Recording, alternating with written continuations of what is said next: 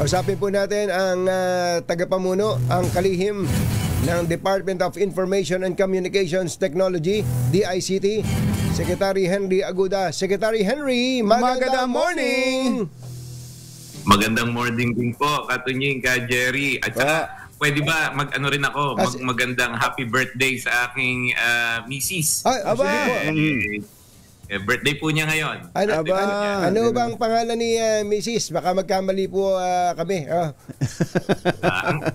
Ang pangalan niya po Carla, pero ang tawag ko po sa kanya Bossing. Ayan, ma'am, Bossing Carla. Happy birthday. Aguda, happy birthday po sa inyo.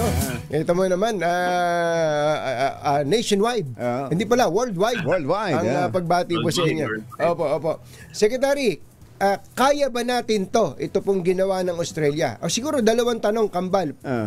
Pwede ba at kaya bang gawin ito sa Pilipinas?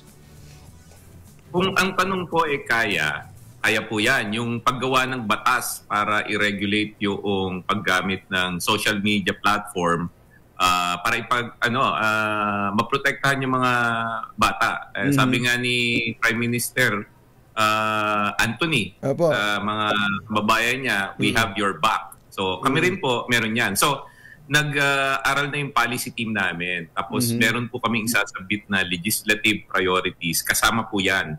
Ipapagod po natin sa Kongreso at saka sa Senado. So, pero habang naghihintay sa batas, hindi naman wala tayong magagawa. So isa rin po na draft namin last week. Kaya nga very timely nga yung news na unahan lang po tayo ni Prime Minister Anthony. Nag-draft po kami dapat ng Safe Child Protection Department Order.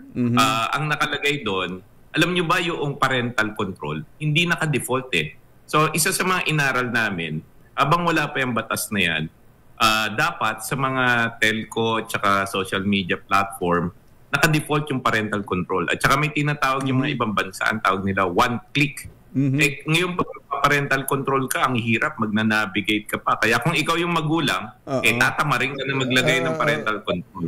So isa po yun sa i-require natin. At kamakailan po, di ba, nagsabi ako na sumulat tayo kay Mr. Mark Zuckerberg. Sumagot na po. Ay, buti naman. Ayan na pala. Sumagot po. Sa Koryo po ba sumagot? Sa post office? By mail? By mail? May email po. Akala mo nga i-friend niya ako. Pero okay na rin po. Nasa email siya, nagpadala. Hindi lang sumagot. Magpapadala siya ng policy team niya. Ito yung international policy team. Bababa po sila dito sa Pilipinas ng next week po. Isa po sa pag-uusapan namin yan. Alam nyo, pwede rin naman madaan sa pakiusapan. Sabihin namin kay Facebook, alam nyo po, yung polisiya po ng Australia, maganda yan. Gusto rin namin gawin sa Pilipinas yan. Baka naman po pwede unahan nyo na. Pag nagawa po natin yun, 80% maproprotektahan na yung mga kabataan natin sa social media, lalo na sa Facebook po. Paano po yung naka-default na, ano ba yung nasa parental control at anong kainaman yan kung sakaling yan naka-default? Yung na mas madaling gawin ng magulang. Opo. So, meron sila tinatawag na parental control by default or child safety by default. Yung mga telco kasi, pag kumuha kayo ng app, halimbawa, isa-set up nyo, ng Wi-Fi. Isa-set up nyo sa bahay. Usually may app yun, di ba? Dapat naka-front and center na doon. Naka-on na po ang parental control. Yan, so okay na yan. Hindi mo na aalalahanin. Baga, wala ka nang gagawin. Ngayon, kung halimbawa, wala namang bata sa bahay nyo, di pwede mong i-off. Tapos pwede ka mag-enjoy.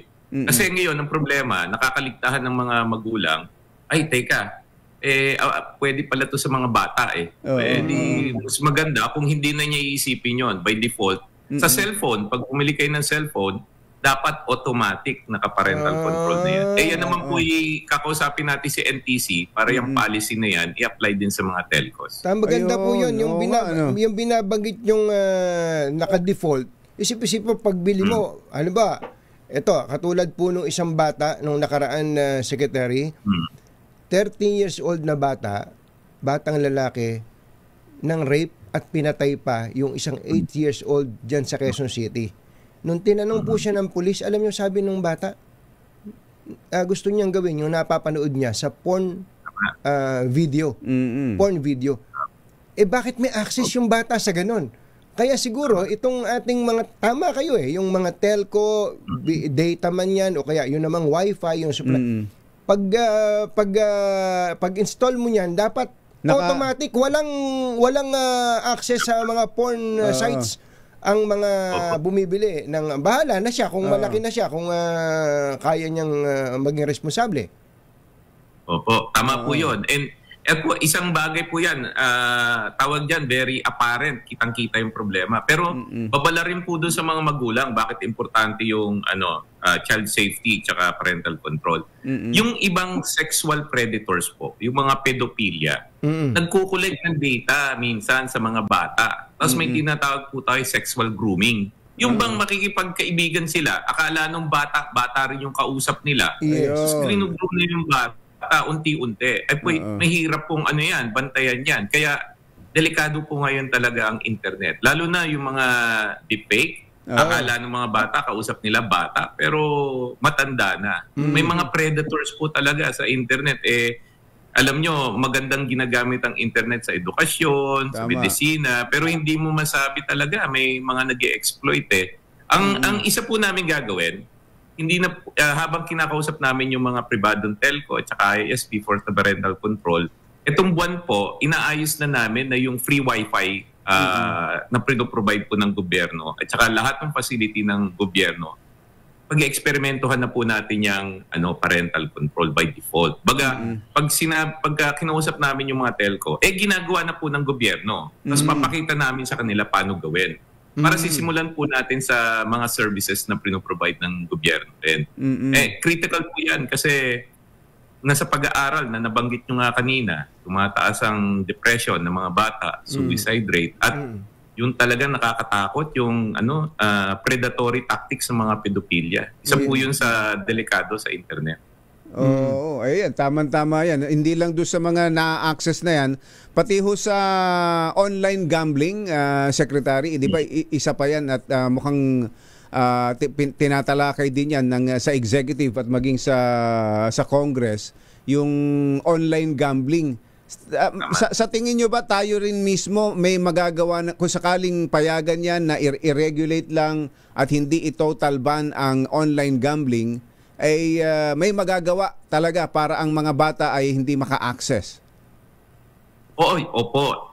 Alam nyo po, Ka Jerry, kaya rin maaga yung gising ko ngayon maliban sa birthday ng aking bossing. Haharap po tayo mamaya sa Senado sa tama pala. Sa Committee po of Games and Amusement ni chaired by Senator Erwin Tulfo. And isa po yan sa tatanungin sa amin. So ang nakahanda ko pong sagot diyan ay opo. Maproprotektahan natin sila. Ang unang-unang priority namin is linisin yung illegal online gambling. Tapos kung susunod naman may mga regulation na papagawa ang PAGCOR kasi PAGCOR po nagre-regulate niyan. Nakipag-usap rin po kami kila Chairman Altenco. Dikit po kami ng DICT at sila na pag may in-apply sila na control, mamomonitor namin na ginagawa sa internet. Ayun. Tulad doon ng isabong, ibinawal na sa atin ang isabong, pero meron pa rin nakakapag-isabong at nakita nga natin doon sa nung ma-picturean yung isang congressman na meron siyang na-access, nabuksan na may isabong. Tama, na-access pa. Ba hindi kaya ng DICT na talagang malipol, mapuksa, mawala? Totally na hindi magsagawa man sila ng sabong dyan, hindi ma-access ng kahit sino sa atin. Kaya po yan. Ito po yung binabalansi lang po natin. Binabalansi natin yung freedom of expression. Isa po yan. Kasi ayaw naman natin na may tatanggalin tayo, may nakita lang tayong manok, akala natin sabong na. Yung pala, cultural, show. Diba? So, binabalansi po yan. Pero, mga 8,000 na ata na illegal sites ang naibaba po natin. Libo-libo po kami kung mag-shutdown. Araw-araw nag-shutdown po kami. Ang problema lang sa internet, kagabi po, kausap ko yung GSMA. Ito po yung asosasyon ng mga telecoms. Pumunta po dito sa Pilipinas. Kasama ko si NTC at saka si NPC. In preparation nga dun sa Senate hearing ngayon, tinanong ko, buong mundo ba ang pinakamaganda na protection dyan? Singapore. Sa Singapore ba, wala na talaga yung online illegal or ano? Sabi nila, hindi. Kasi yung mga kriminal, napaka-sophisticated po. May mga tinatawag sila na nagagamit nyo po siguro yun, yung VPN. Kung gusto nyo itago yung... may maraming gumagamit po ng VPN. Location mo. At ngayon, kahit na yung pinakadalubhasa, kausap ko rin yung telco kagabi, hirap silang i-penetrate yung VPN. Isa po yan sa mga reason kung bakit kahit na nagtanggal na kami ng libo-libo, may sumusulput ba? Kailangan talaga mapalo yung mga yan. Sabi ko nga, sample. Kasama ko po si PNP General kagabi. Sabi ko, General, sampulan na po natin yan. Pag nasampulan natin yan, baka matakot yung mga yan. At least nakikita natin, sulit ang bayad sa inyo. May ginagawa kayo. Katulad ngayon, Secretary, abang pinapanood ko yung presentation ni Secretary Amina Pangandaman, ang laki ng budget ng DICT, nilakihan para sa inyo. Nilakihan. Opo, nilakihan. Talagang sana yung, sabi nga ng Pangulo, andyan ang labanan Andyan na, pati sa kriminal, andyan na ang labanan. So kailangan pong maramdaman ng ating mga kababayan na napoprotektahan po sila sa pamamagitan po ng gobyerno. But last question ko po, babalik lang po ako dun sa original topic po natin.